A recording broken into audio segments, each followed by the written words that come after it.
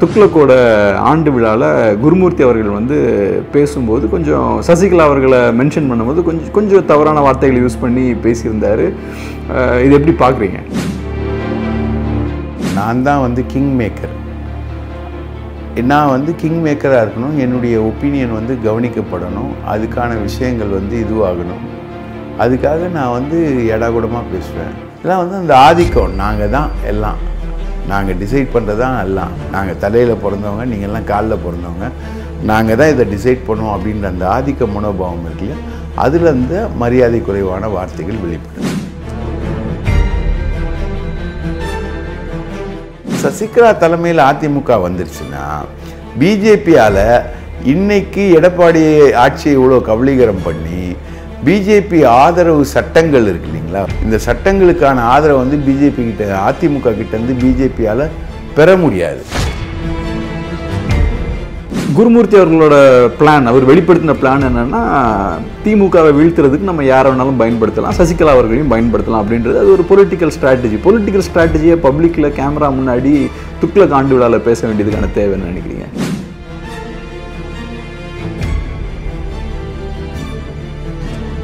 இவர் வந்து ஒவ்வொரு தொழிற்சாலை அதிபர்கள் குடும்பங்களையும் பஞ்சாயத்து பேசி அவங்ககிட்டேருந்து காசு சம்பாதிக்கிறது நியூஸ் இல்லை. அதிமுக ஆட்சியை பயன்படுத்தி டெண்டர்களில் வந்து இவரோட ஆட்களை வந்து கலந்துக்க செய்கிறது வந்து நியூஸ் ஆகிறது இல்லை. ஆனால் இதெல்லாம் வந்து புலனாய்வு பத்திரிகை நியூஸு, இதழிகளோட நியூஸு, இதெல்லாம் வேற. ஆனால் இந்த மாதிரி சாக்கடை எதுக்கும் லாய்க்கில்லாதவன் இம்பார்ட்டண்ட்டு அந்த மாதிரி அவங்க சொல்லும்போது, குருமூர்த்தி சொல்லும்போது அது நியூஸ் ஆக தான் செய்யும்.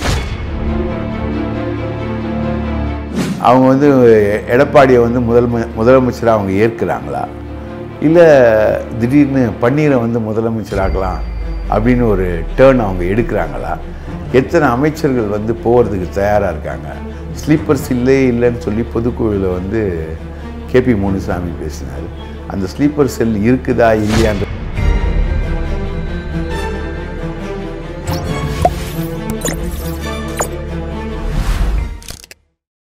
வணக்கம். இன்னைக்கு நம்மளோட பத்திரிகையாளர் திரு நக்கீரன் பிரகாஷ் அவர்கள் இருக்காங்க. அரசியல் சார்ந்த நிறைய விஷயங்கள் அவரோட பேச போகிறோம். வணக்கம் சார். வணக்கம் சார்.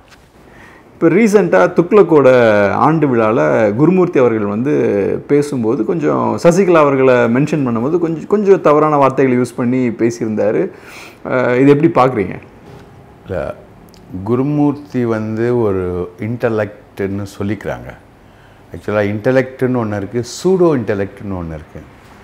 சூடோ அப்படின்னாலே கால்கள் இருக்கிற மாதிரி இருக்கும். ஆனால் சூடோ அப்படின்ற ஒரு சயின்டிஃபிக் டேர்ம் வந்து இல்லாத கால்களை இருப்பதாக காட்டுவது. அறிவாளித்தனம் இருக்கும், ஆனால் அந்த அறிவாளித்தனம் வேறு விதமான ஒரு முட்டாள்தனமாக இருக்கும் அப்படின்றது தான் அவரோட விஷயம். அவர் வந்து ஏற்கனவே ஒருத்தர் வந்து பேசினதை, அருண் சௌரி அப்படின்ற ஒருத்தர் பேசினதை, ஒரு தீயை அணைக்கிறதுக்கு கங்கை தான் வேண்டுமென்ல, சாக்கடை தண்ணீர் இருந்தாலும் போதுமானது, தீ அணைக்கப்பட வேண்டும்னு ஒரு உதாரணத்தை பேசுகிறாரு. அந்த உதாரணத்தை எடுத்துகிட்டு வந்து அவர் சசிகலாவுக்கு ஃபிக்ஸ் பண்ணுறாரு. இன்றைக்கி திமுகன்ற தீ தமிழகத்தை ஆட்டி படைச்சி எரிஞ்சிக்கிட்டு இருக்கு. அதை அணைக்கிறதுக்கு கங்கை தண்ணி வேணும்னு இல்லை, அதை அணைக்கிறதுக்கு சசிகலா இருந்தால் கூட போதுமானது, அவரோட ஆதரவு இருந்தால் கூட பரவாயில்ல அப்படின்ற மாதிரி அவர் பேசியிருக்கார். இது வந்து அப்பட்டமான ஒரு சந்தர்ப்பவாதம் அப்படின்னு தான் நான் நினைக்கிறேன். ஜெயக்குமார் அவர்கள் ஏன் இதுக்கு பதில் சொல்கிறாருன்னு நினைக்கிறீங்க? ஜெயக்குமார் ஏன் பதில் சொல்கிறாருன்னா, இன்னும் டேர்ம்ஸ் செட்டில் ஆகலைல்ல. சசிகலா வந்துருச்சுன்னா அதை எப்படி எடப்பாடி ஏற்றுப்பார்? எடப்பாடி தான் ஓப்பனாக வரார் இல்லையா? இப்போது நான் சசிகலா என்னை தேர்ந்தெடுக்கவில்லை, நான் கட்சி மீது வைத்த விசுவாசத்தையும் உழைப்பையும் பார்த்து எம்எல்ஏக்கள் தேர்ந்தெடுத்தார்கள் அப்படின்னு.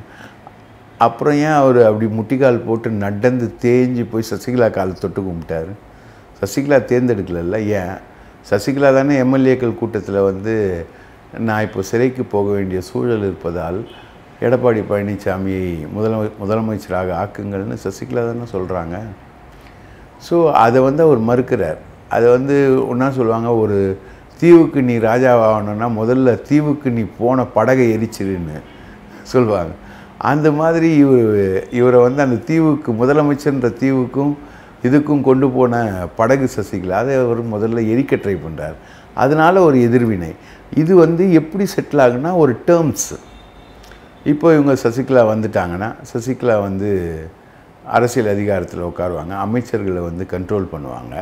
அமைச்சர்கள்லாம் இப்போது பிஜேபிக்கு கப்பம் கட்டிக்கிட்டு இருக்காங்க. இனிமேல் போட்டு சசிகலாவுக்கு கப்பம் கட்ட வேண்டிய சூழல் என்பது வரும். அப்போ அந்த டேர்ம்ஸ் அண்ட் கண்டிஷன்ஸ் என்ன, அவங்க வந்து எடப்பாடியை வந்து முதலமைச்சராக அவங்க ஏற்கிறாங்களா, இல்லை திடீர்னு பன்னீரை வந்து முதலமைச்சராகலாம் அப்படின்னு ஒரு டேர்ன் அவங்க எடுக்கிறாங்களா, எத்தனை அமைச்சர்கள் வந்து போகிறதுக்கு தயாராக இருக்காங்க. ஸ்லீப்பர்ஸ் இல்லைன்னு சொல்லி பொதுக்குழுவில் வந்து கேபி முனுசாமி பேசினார். அந்த ஸ்லீப்பர் செல் இருக்குதா இல்லையான்றது தெரியலை, அதோட விளைவு என்னன்னு தெரியல. சசிகலா வந்து ஒரு எக்ஸ் ஃபேக்டர் இந்த தேர்தலை பொறுத்த வரைக்கும், தமிழக அரசியலை பொறுத்த வரைக்கும் ஒரு எக்ஸ் ஃபேக்டர். அந்த எக்ஸ் ஃபேக்டரோட ஆக்டிவிட்டீஸ் எப்படி இருக்குன்னு தெரியல. அதனால் எடப்பாடி வந்து ரிஸ்க் எடுக்க இல்லாமல் நான் இப்போ ராஜாவாக இருக்கேன், நான் அப்படியே மெயின்டைன் பண்ணிட்டு போகிறேன் அப்படின்ற மாதிரி சொன்னதன் அடிப்படையில் தான் வைகை செல்வன் என்கிற அதிமுகவுடைய பேச்சாளர் புடைசூழ, மந்திரிகள் புடைசூழ இவர் வந்து பேசுகிறாரு, ஜெயக்குமார் வந்து பேசுகிறாரு. ஜெயக்குமார் வந்து ஹிஸ் மாஸ்டர் வாய்ஸ் தான், HMV தான். அவரோட மாஸ்டர் வந்து எடப்பாடி பழனிசாமி. ஸோ இப்போ ஏற்கனவே சொன்ன மாதிரி குருமூர்த்தி அவர்கள் வந்து முதல்வரை வந்து தரக்குறைவாக பேசியிருந்தார். அதுக்கு முன்னாடி இம்பார்ட்டண்ட் அந்த மாதிரி வார்த்தைகள்லாம் பயன்படுத்தியிருந்தார். இப்போ சசிகலா அவர்களையும் கொஞ்சம் மரியாதை குறைவாக பேசியிருக்காங்க கண்டிப்பாக. ஸோ இப்போ என்னென்னா 2 பேரும் ரொம்ப பவர்ஃபுல்லான நபர்கள். இந்த பவர்ஃபுல்லான நபர்களில் ஏன் இந்த மாதிரி ரொம்ப கடுமையாக தாக்க வேண்டிய தேவை எங்கேருந்து வருது குருமூர்த்திக்கு இவ்வளோ தரக்குறைவாக? அது வந்து உயர் ஜாதி மனோபாவம் தம்பி. அதாவது நீங்கள் பார்த்தீங்கன்னா கிராமங்களில் உயர் ஜாதியில் இருக்கிறவங்க வந்து மற்றவங்கள சூத்திரர்களை டேய் வாடா அப்படின்னு தான் கூப்பிடுவாங்க. சின்ன ஒரு குறுக்கீடு என்னென்னா, இது வந்து ஒரு ப்ரொவோகேஷன் வாங்க இல்லையா, ஒரு பலமான ஒரு ஆள் மேலே வந்து ஒரு கல்லெறிகிற மாதிரி ஒரு ப்ரொவோகேஷன். இது ப்ரொவோகேஷன் சும்மா பண்ணுவாங்க, ஏதாவது தேவை இருக்கும் இல்லையா, காரணம் இருக்கும் இல்லையா, அதான் கேட்குறேன். இதுதான் சார் காரணம். இதுதான் சார், என்னுடைய சுப்ரீமசியை நான் எஸ்டாப்ளிஷ் பண்ணணும், ரைட்டுங்களா? நான் தான் வந்து கிங் மேக்கர். நான் வந்து கிங் மேக்கராக இருக்கணும், என்னுடைய ஒப்பீனியன் வந்து கவனிக்கப்படணும், அதுக்கான விஷயங்கள் வந்து இதுவாகணும். அதுக்காக நான் வந்து எடாகுடமாக பேசுவேன். இப்போது ஒரு உயர் சாதியில் இருக்கக்கூடிய 5 வயது பாலகன் 55 வயது சூத்திரனை பார்த்து டேய் மணிகண்டா இங்கே வாடா அப்படின்னு கூப்பிடும்போது அங்கே வெளிப்படுவது அந்த ஆதிக்க மனோபாவம், சுப்ரீமசி. அந்த சுப்ரீமசியை வந்து அவங்க மெயின்டைன் பண்ணணும். அதை மெயின்டைன் பண்ணால் தான் அவங்க ஆதிக்க ஜாதியாகவே இருக்க முடியும், ரைட்டுங்களா? அந்த மாதிரி ஒரு வெளிப்பாடு தான் இது. நான் வந்து பவர்ஃபுல்லான ஆள் பிஜேபியில். பிரைம் மினிஸ்டர் மோடி கிட்டே பேசுவேன், அமித்ஷா கிட்டே பேசுவேன், எல்லார்கிட்டையும் பேசுவேன். என்னை நம்பி தான் தமிழக அரசியலே இருக்குது. ஸோ பிஜேபி தான் வந்து தமிழக அரசியலை வந்து தீர்மானிக்குது. பிஜேபி தமிழகத்தில் இல்லை என்கிறார்கள், ஆனால் பிஜேபி இல்லாமல் தமிழக அரசியல் என்பதே இல்லை அப்படின்னு எல்முருகன் பேசுகிறார் இல்லைங்களா? அது வந்து இதுதான் இந்த ஆதிக்க மனோபாவத்தை வெளிப்படுத்துறதுக்காக தான் கேவலமான வார்த்தைகளை யூஸ் பண்ணுறது, இம்பார்ட்டண்ட்டுன்னு பேசுகிறது, சாக்கடைன்னு பேசுகிறது. இதெல்லாம் வந்து அந்த ஆதிக்கம். நாங்கள் தான் எல்லாம், நாங்கள் டிசைட் பண்ணுறது தான் எல்லாம், நாங்கள் தலையில் பிறந்தவங்க, நீங்கள்லாம் காலில் பிறந்தவங்க, நாங்கள் தான் இதை டிசைட் பண்ணுவோம் அப்படின்ற அந்த ஆதிக்க மனோபாவம் இருக்கு இல்லையா, அதில் அந்த மரியாதை குறைவான வார்த்தைகள் வெளிப்படுது. தொடக்கத்தில் பேசும்போது நீங்கள் சொல்லியிருந்தீங்க சசிகலா அவர்கள் வந்து தொடக்கத்தில் இருந்தே பிஜேபியோட இணக்கமாக போகிறதுல அவங்களுக்கு எந்த பிரச்சனையும் கிடையாது அப்படின்ற மாதிரி பேசுனீங்க. அப்புறம் எந்த இடத்துல அவங்களுக்கு அந்த விரிசல் உரசல் வந்ததுன்னு நினைக்கிறீங்க? முதல்ல உரசல் வந்துடுச்சு இல்லைங்களா? அந்த மாவை சட்டமன்ற கட்சி தலைவராக தேர்ந்தெடுத்துட்டு, எம்எல்ஏக்கள் தேர்ந்தெடுத்துட்டு முதலமைச்சராக பதவி ஏற்கணும் அப்படின்னு அந்த மாதிரி தயாராக போகும்போது வித்யாசாகர் ராவுன்ற கவர்னர் வந்து அவர் மகாராஷ்டிராக்காரர், மும்பையை விட்டு சென்னைக்கு வரல. அந்த மாதிரி ஒரு தடையை வந்து பிஜேபி ஏற்படுத்திச்சுங்க. அப்போத்துலேருந்து பிஜேபிக்கோட அவங்களுக்கு முரண்பாடு வந்து முதல்லேருந்தே வந்தது. ரெண்டாவது, சசிகலான்னு ஒரு ஃபிகர் வந்து அதிமுகவை நிர்வகித்தா அது ஜெயலலிதாவோட அதிகமாக நிர்வகிக்கும். உண்மையிலேயே அதிமுகவை வந்து 20 வருஷம் ஆட்டி படைச்சது வந்து ஜெயலலிதா கிடையாது. ஜெயலலிதா அம்மாவை வந்து ரெடி பண்ணுறதுக்கே ஒரு 3 ஹவர் தேவைப்படும். அதெல்லாம் வந்து குட்டிமான்னு ஜெயலலிதாவை கூப்பிட்டுக்கிட்டு இருந்தது சசிகலா தான் எல்லாத்தையுமே பண்ணாங்க. ஜெயலலிதாங்கிற ஃபிகர் என்பது இப்போது யூடியூப்பில் வந்து நியூஸ் ப்ரெசென்டர் மாதிரி, சசிகலா என்ற ஃபிகர் வந்து அந்த யூடியூப் சேனலில் இருக்கக்கூடிய கண்டென்ட் ரைட்டர் மாதிரி. ஸோ கண்டென்ட் ரைட்டர் கொடுக்கக்கூடிய விஷயங்கள் தான் அவங்க காதில் வச்சுக்கிட்டு டிவி டிபேட்டுகளையும் யூடியூப்லேயும் நியூஸ் ப்ரெசென்டர் வந்து அதை வந்து எக்ஸ்பிரஸ் பண்ணுவாங்க. ஸோ அந்த கண்டென்ட் ரைட்டர் தான் உண்மையிலேயே நியூஸ் ப்ரெசென்டரை விட பவர்ஃபுல்லாக இருப்பான் மூளையில். ஆனால் நியூஸ் ப்ரெசென்டர் வந்து பேசுகிற வாக்குகள்லேயும் அந்த வார்த்தைகள்லேயும் அழகுலேயும் அவங்க வந்து மக்களை கவரக்கூடியவங்களாக இருப்பாங்க. இதுதான் கரெக்டாக ஜெயலலிதாவுக்கும் சசிகலாவுக்கும் இருக்கக்கூடிய வித்தியாசம். அதில் சசிகலா தலைமையில் அதிமுக வந்துருச்சுன்னா பிஜேபியால் இன்னைக்கு எடப்பாடி ஆட்சியை இவ்வளோ கபலீகரம் பண்ணி பிஜேபி ஆதரவு சட்டங்கள் இருக்கு இல்லைங்களா, விவசாய சட்டங்கள் உட்பட, முஸ்லீம் முத்தலாக் மசோதா உட்பட, ஆர்டிகல் 370 காஷ்மீரில் கொண்டு வந்தது உட்பட, இந்த சட்டங்களுக்கான ஆதரவு வந்து பிஜேபி கிட்ட அதிமுக கிட்டேருந்து பிஜேபியால் பெற முடியாது. அதனால் சசிகலாவோட தலைமையை இல்லாதாக்கணுன்றதுனால தான் சசிகலா வந்து அஃப்கோர்ஸ் கன்விக் பண்ணப்பட்டாங்க. ஆனால் அந்த டைம் கேப் வந்து ஒரு 10 days இருந்தது. கன்விக்ஷன் வர்றதுக்கும் சசிகலா முதல்வராக தேர்ந்தெடுக்கப்படுறதுக்குமான டைம் கேப் வந்து 10 days இருந்தது. அட்லீஸ்ட் சசிகலா முதல்வராக இருந்திருந்தாங்கன்னா தமிழகத்தின் முதல்வர்கள் பட்டியலில் சசிகலா இடம் பெற்றிருப்பார். சசிகலா சூஸ் பண்ணுற ஆள் தான் அடுத்த முதல்வராக வரணும் அப்படின் போது சசிகலா சிறைக்கு போகும்போது பன்னீரை வந்து சூஸ் பண்ணிட்டு போயிருப்பாங்க, ரைட்டுங்களா? அந்த மாதிரி மறுபடியும் பன்னீர் அந்த மாதிரி ஒரு சாய்ஸ் எடுக்கிறதுக்கு முடியாத வகையில் பன்னீரை வந்து பிஜேபி டேக் பண்ணி வச்சு விளையாடவே சசிகலா வந்து எடப்பாடியை முதலமைச்சராக்கிட்டு 3 சபதங்களை வேகமாக பண்ணிட்டு சிறைக்கு போனாங்க. இதுதான் வந்து சசிகலா பிஜேபிக்கு எதிராக போனதும் அதற்கு பிறகு இப்பொழுது ஆதரவாளராக அவர் மாறி இருப்பதற்குமான பின்னணி என்பது இதுதான். இதில் வந்து இன்னும் 3 வருஷம் அந்த கவர்மெண்ட் என்பது மத்திய அரசில் இருக்குது. அதை வந்து இவங்க யாருமே பகைச்சிக்கிறதுக்கு தயாராக இல்லை. அந்த ஸ்ட்ரோக்கில் தான் இந்த ஆதரவு நிலை என்பது இப்பொழுது சசிகலா எடுத்திருக்கிறார். அதனால்தான் சாக்கடை என்ற பொழுதும் சைலண்ட்டாக இருக்கிறார். ஸோ உங்களை பொறுத்த வரைக்கும் அதான் இப்போ இன்னும் 3 வருஷம் பிஜேபி டேர்ம் இருக்கனால இப்போ இணக்கமாக போயிடலாம் அப்படின்னு காம்ப்ரமைஸ் ஆகிருக்காங்கன்றீங்க? ஆமாம், நிச்சயமாக. பிஜேபியை பார்த்து எல்லாரும் பயப்படுறது அந்த 3 வருஷம் டேர்ம் தான். அந்த டேர்மில் அவங்க என்ன வேணால் பண்ணலாம். அதனால் ஒரு பயம் வந்து எல்லாருக்குமே இருக்குது. எதையும் செய்யக்கூடியவங்க தான் அவங்க ஆட்சி அதிகாரத்துக்காக. குருமூர்த்தி அவர்களோட பிளான், அவர் வெளிப்படுத்தின பிளான் என்னென்னா திமுகவை வீழ்த்துறதுக்கு நம்ம யாரை வேணாலும் பயன்படுத்தலாம், சசிகலா அவர்களையும் பயன்படுத்தலாம் அப்படின்றது. அது ஒரு பொலிட்டிக்கல் ஸ்ட்ராட்டஜியை பப்ளிக்கில் கேமரா முன்னாடி துக்ளக் ஆண்டு விழாவில் பேச வேண்டியதுக்கான தேவைன்னு நினைக்கிறீங்க? இப்போது கடவுளை கும்பிடும்போது நீ வந்து 5 கரத்தோனே யானை முகத்தோனே அப்படின்னு கடவுளை வந்து புகழ்ந்து சொல்கிறது வந்து வெளிப்படையான ஒரு விஷயங்கள்னால் கடவுள் மிக பிரம்மாண்டமானவர். அதே மாதிரி குருமூர்த்தி மிக பிரம்மாண்டமானவர். ஆர்எஸ்எஸ் மிக பிரம்மாண்டமானது. பிஜேபியோடைய ஐடியாலஜி ஒரு மிக பிரம்மாண்டமான ஐடியாலஜி. ஸோ இந்த ஐடியாலஜி தான் இந்த கவர்மெண்ட்டை நடத்துதுன்னு மக்களுக்கு தெரியணும் இல்லையா? ஓபிஎஸ் வந்து சொன்னார் இல்லையா, நான் குருமூர்த்தி சொல்லி தான் வந்து தர்மயுத்தம் நடத்தினேன், அதே குருமூர்த்தி சொல்லி தான் வந்து அந்த தர்மயுத்தத்தை கேன்சல் பண்ணி அதிமுகவில் இணைஞ்சேன் அப்படின்னு ஓபிஎஸ் சொல்கிறார் இல்லையா? அப்போது முழுக்க யார் காரணம் இதுக்கு? குருமூர்த்தி காரணம் அப்படின்றது தானே விஷயம். அதே மாதிரி தானே ரஜினிகாந்தோட அரசியல் பிரவேசத்துக்கான பேச்சுவார்த்தைகள் நடத்துறதுக்கு அமித்ஷா வந்தபோது நான் ரஜினிகாந்தை கூப்பிட்டு வரேன்னு சொல்லிட்டு 2.5 மணி நேரம் போயிட்டு ஹோட்டல் லாபியில் உட்காந்துருந்தார் இல்லையா லீலா பேலஸில். ரஜினிகாந்த் வந்து அதுக்கு ஒத்துக்கவே இல்லை. இவரோட ஸ்ட்ரோக்கில் வந்து நம்ம போய் அமித்ஷாவை பார்க்கக்கூடாது, பிஜேபி கலர் நமக்கு வந்துடும், பிஜேபியில் சேர்ந்தேன்னு பிரச்சாரம் பண்ணுவார் இவர் அப்படின்ற மாதிரி தான். குருமூர்த்தி ஒவ்வொரு முறையும் தாங்க பண்ணுவார். அரசியலுக்கு வரார் ரஜினின்னு சொல்லிட்டு மீடியாக்களுக்கு சொன்னது யார்? குருமூர்த்தி. அரசியலுக்கு வர்றேன்னு சொல்லிட்டு அவர் வந்து அடுத்த நாள் அமித்ஷா வந்து போன பிறகு அவர் அறிவிக்கும் போது ரஜினிகாந்த் தேசிய சக்தி, அவர் நல்லா பண்ணுவார், அவர் நல்லா சிந்திச்சுன்னு இருக்கார். தமிழ்நாட்டில் இவாளெல்லாம் சேர்ந்து தெய்வ நிந்தனை பண்ணிட்டான். இந்த தெய்வ நிந்தனையை ரஜினிகாந்த் சரி பண்ணிடுவார்.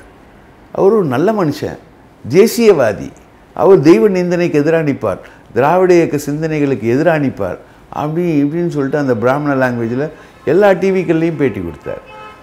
ஸோ இவங்களுடைய ஸ்ட்ராட்டஜி வந்து 2000 வருஷமாகவே பிரச்சாரம், நாங்கள் தான் உயர்ந்தவர்கள் என்பதை தங்களுடைய வாய் மூலம் சுயத்தம்பட்டம் அடித்துக் கொள்வது தான் இவங்களோட விஷயம்.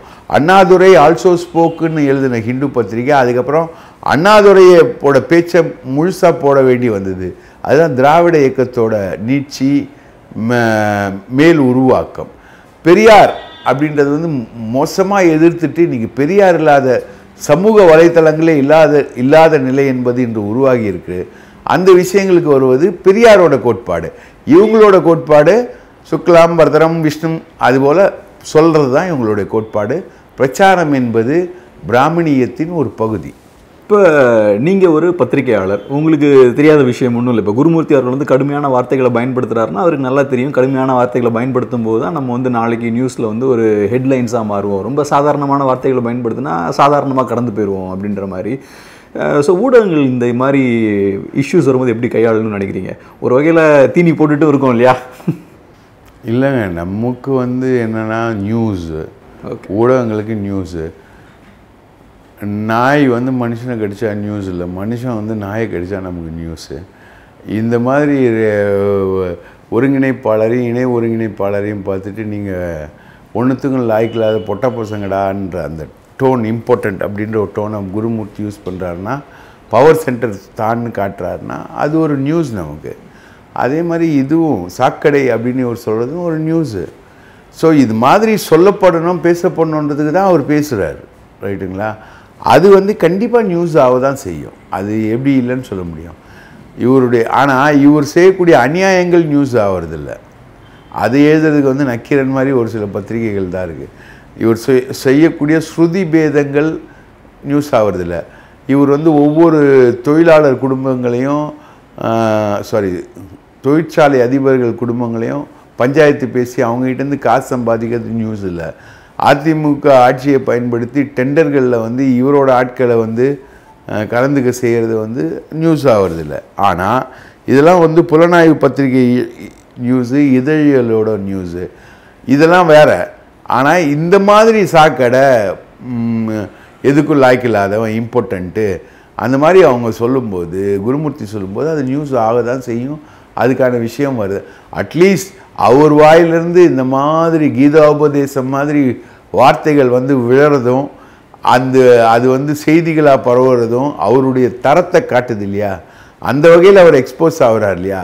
அதுதான் இந்த செய்தியோட எஃபெக்ட். என்னை பொறுத்த வரைக்கும் ஒரு பத்திரிகையாளராக இந்த செய்திகள்லாம் கம்ப்ளீட்டாக கவர் பண்ணணும். அத்தோட நாங்கள் நக்கீரனில் பண்ணுற மாதிரி அவருடைய பின்னணி, அவர் சங்கர மடத்தில் எப்படி தலையிடுறாரு, சங்கர மட சொத்துக்களை எப்படி விற்கிறாரு, அவர் வந்து ரஜினிகாந்த் ஏன் நம்பலை, இவர் ரஜினி பேரை சொல்லியே ஒரு வருஷத்துக்கு முன்னாடி நரேந்திர மோடி வந்து இவரை பார்க்கக்கூடாது, இவரை என்கரேஜ் பண்ணக்கூடாதுன்னு நரேந்திர மோடி டெல்லியில் இருக்க அதிகாரிகளை சொல்லிட்டாரு. அப்போ இவர் போயிட்டு ரஜினிகாந்துக்கு நான் தான் எல்லாம், அவர் குடும்ப பஞ்சாயத்தை நான் தான் பார்க்குறேன், கொடுக்கல் வாங்கல் விஷயத்தில் கூட என்ன தான் கன்சல்ட் பண்ணுறாங்க அப்படின்னு அவர் சொன்னார். ஒருவேளை வரி பாக்கி கட்டாமல் வச்சுருந்தாங்க, அது கூட இவர் தான் கன்சல்ட் பண்ணி இவர் தான் கட்டாமல் வச்சுருக்காரோ என்னமோ அது நமக்கு தெரியாது. அப்படி சொல்லிவிட்டு இவர் நரேந்திர மோடி, அமித்ஷா இவங்ககிட்டலாம் நெருக்கமாகி இவர் இதே மாதிரி இந்த பிஸ்னஸ் இண்டஸ்ட்ரியலிஸ்டுகளோட வேலைகளை லாபி பண்ணி ஒரு புரோக்கர் வேலையை செய்யக்கூடியவர் குருமூர்த்தி. இந்த எக்ஸ்போசருக்கு மற்ற மீடியாக்கள் தயாராக இல்லை, நக்கீரன் போன்ற மீடியாக்கள் தயாராக இருக்குது. இந்த மாதிரி எக்ஸ்போசரையும் சேர்த்து பண்ணணும். யார் இந்த குருமூர்த்தி அப்படின்றது தான் என்னுடைய தாய்மையான கருத்து. இப்போ ஒரு விஷயம் தொடக்கத்தில் சொன்னீங்க, அதாவது என்னென்னா இந்த இஷ்யூ நடக்கும்போது அதிமுகவில் சில பேர் வந்து கடுமையாக விமர்சிக்கிறாங்க ஜெயக்குமார் அவர்கள் மாதிரி, சில பேர் வந்து ரொம்ப அமைதியாக இருக்காங்க. இப்போ அதிமுகவில் ஒரு 2 ஸ்பிளிட் இருக்குன்னு வச்சுக்கலாமா இதை பார்த்து? கண்டிப்பாக அதிமுகவில் ஸ்பிளிட் இருக்குது. என்ன இருந்தாலும் தம்பி, அதிமுகவில் வந்து நீங்கள் எல்லாருக்கும் வந்து சீட்டு கொடுக்க முடியாது, ரைட்டுங்களா? அதிருப்தியாளர்கள்னு ஒரு பெரிய டீம் வந்து அதிமுகவில் இருக்கும். அந்த டீம் எப்படியும் வந்து எடப்பாடியை விட்டு போக தான் செய்யும். அது இல்லாமல் மந்திரிகள்னு இருக்காங்க, அவங்க சசிகலாவால் ஆளாக்கப்பட்டவங்க. பலரோட சீக்ரெட் வந்து சசிகலாவுக்கு நல்லா தெரியும், ரைட்டுங்களா? அவங்க வந்து பலர் வந்து தங்களுடைய சொத்துக்கு டாக்குமெண்ட்டையே சசிகலாவுக்கு எழுதி கொடுத்தவங்களாக தான் இருப்பாங்க. ஸோ அவங்களுக்கு இடையே இருக்கக்கூடிய வணிக உறவு என்பது வேறையாக இருக்கும். ஸோ அந்த உறவுகள்லாம் இப்போ தான் சசிகலா வெளியில் வரும்போது வெளிப்படும். ஒருவேளை அந்த உறவுகள் பலமாக இருந்து எடப்பாடி பழனிசாமிக்கு எதிராக சசிகலா நடவடிக்கை எடுக்க வேண்டும் என்கிற நிலை வருமானால் அதிமுக கண்டிப்பாக உடையும். அதில் மாற்று கருத்தே கிடையாது.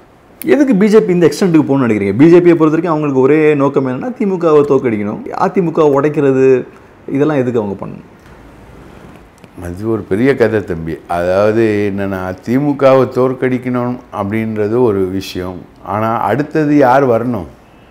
அதிமுகவை வந்து உடைக்கணும் அப்படின்ற ஒரு எக்ஸ்பெரிமெண்ட் மூலமாக முழுக்க முழுக்க பாஜக வந்து அதிமுகவை அழிக்குது, அதிமுகவை கைப்பற்ற முயற்சி பண்ணுது. புரியுதுங்களா? ஒவ்வொரு மாநிலத்திலையும் அந்தந்த மாநிலத்தில் இருக்கக்கூடிய எதிர்கட்சிகளோட முதல்ல கூட்டணி வச்சு அதுக்கப்புறம் கைப்பற்றுற வேலை தான் அவங்க பண்ணாங்க. திரிபுராவில் 2 எம்எல்ஏக்களோட இருந்த பிஜேபி வந்து மேலே வந்து ஆட்சியை பிடிச்சாங்க. அதே மாதிரி கோவாவில் ஒரே ஒரு எம்எல்ஏக்கள் மட்டும்தான் மெஜாரிட்டி வைக்க முடிந்த நிலைமையில் இருந்த பிஜேபி அரசாங்கம் தன்னுடைய ஸ்ட்ரெங்த்தை வந்து ப்ரூவ் பண்ணாங்க. இது பிஜேபியோட இயல்பு. அதில் வந்து உஷாரானதை சிவசேனா அவங்க மட்டும் அதுலேருந்து தப்பிச்சுக்கிட்டாங்க. இந்த மாதிரி பிஜேபி பண்ணுது அப்படின்றதுலேருந்து அவங்க தப்பிச்சுக்கிட்டாங்க. இது பிஜேபியோட வழக்கமான நடவடிக்கை கைப்பற்றுது. இது வந்து எதுக்குன்னா அடுத்த தேர்தலில் வந்து பிஜேபி வந்து மிக மிக பிரதானமான ஒரு சக்தியாக தமிழ்நாட்டில் உட்காரணும். அதுக்கான வேலைகளுக்காக ஆட்கள் தேவை. ஆட்களுக்கு கூலிக்கு கிடைக்க மாட்டாங்க. அந்த ஆட்களை வந்து பெறுறதுக்காக அதிமுகவை உடைப்பதற்கான வேலைகளில் பாஜக ஈடுபடுது. கடைசியாக ஒரே ஒரு கேள்வி. இப்போ தொடக்கத்தில் சொன்னீங்க, அதாவது சசிகலா அவர்கள் எந்த இடத்துல பிஜேபி கூட உரசல் ஏற்பட்டுச்சு, விரிசல் ஏற்பட்டுச்சு, அதே மாதிரி எந்த இடத்துல அவங்க பிஜேபியோட இணக்கமானாங்க அப்படின்றத சொன்னீங்க. இப்போ இபிஎஸ் அவர்களுக்கு வந்து எந்த இடத்துல பிஜேபியோட விரிசல் ஏற்பட்டுச்சுன்னு நினைக்கிறீங்க? ஏன் இப்போ அவங்க சசிகலாவை நோக்கி போகிறாங்கன்னு நினைக்கிறீங்க? நான் சொல்கிறேன், ஃபுல்லாக பிஜேபி வந்து சசிகலாவை நோக்கி போனதாக சொல்லலை.